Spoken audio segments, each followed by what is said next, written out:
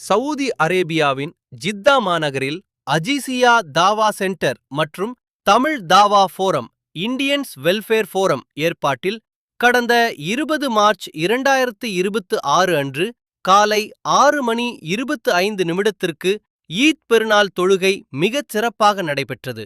இதில் 300க்கும் மேற்பட்ட பெண்கள் உட்பட ஏராளமான தமிழ் பேசும் முஸ்லிம்கள் ஆர்வத்துடன் கலந்து கொண்டனர்.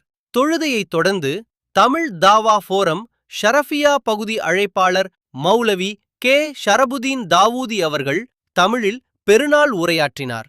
ரமலான் மாதத்தில் கடைபிடித்த நற்செயல்களை வாழ்நாள் முழுவதும் தொடர வேண்டியதன் அவசியத்தை அவர் தனது உரையில் வலியுறுத்தினார். நிகழ்ச்சிக்கு வந்திருந்த அனைவருக்கும் தேநீர், குளிர்பானங்கள் மற்றும் இனிப்புகள் வழங்கப்பட்டன.